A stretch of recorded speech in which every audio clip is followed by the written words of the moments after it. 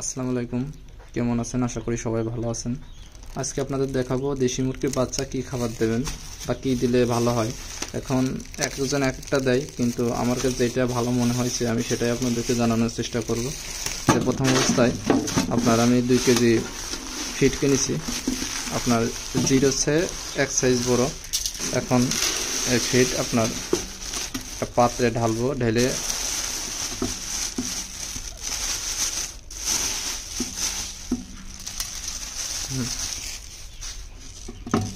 ফুল এক কন্টেনার হয়েছে, এটা আপনার ঢেলে দেবো। ঢেলে দিয়ে এই পরিমাণে খুদ, যেহেতু দেশি মুরগি তারা দেশীয় খাবার ভালো খায়, সেই পরিমাণে খুদ আপনার একটু হালকা কম হইলেও সমস্যা নাই। আপনার সেম টু সেম হওয়া লাগবে এমন কোনো কথা নাই, হালকা কম বেশি হতে পারে, সমস্যা নেই। কম দিবেন, বেশি দেওয়ার দরকার নেই।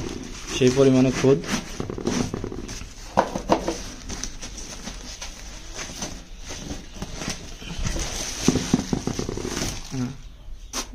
এই পরিমাণে খুদ এটার সাথে মিক্সড করে নেব।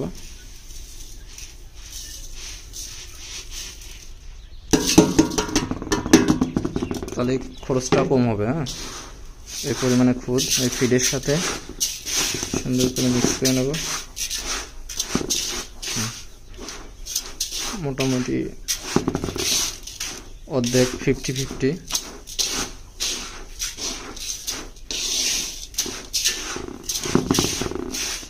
অর্ধেক খুদ অর্ধেক ফিড। এটা আপনার খরচটা কমে আসবে, যেহেতু ফিড কিনতে গেলে 70 টাকা কেজি লাগে আর খুদ 40 টাকা।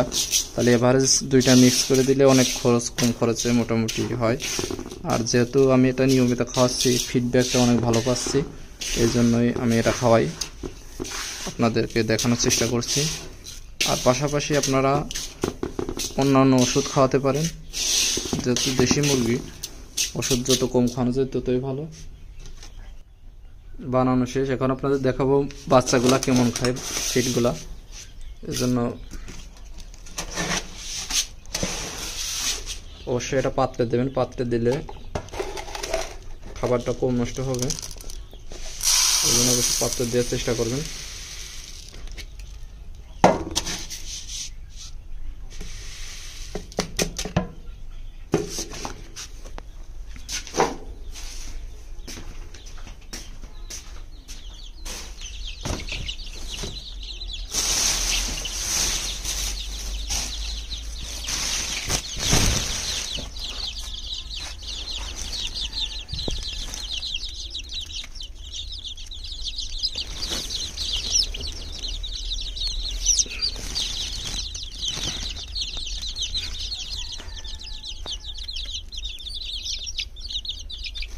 আমি প্রথম থেকে শেষ পর্যন্ত নিয়মিত বাচ্চারা যতদিন পর্যন্ত একটু মোটামুটি ঝামেলা না হয়, 1 মাস 20 দিন অথবা 1 মাস 10 দিন না হয়, ততদিন পর্যন্ত আমি এই জিরো ফিড এবং আপনার জিরো এক সাইজ বড় ওই ফিড এবং খুদ এটাই খাওয়াচ্ছি নিয়মিত।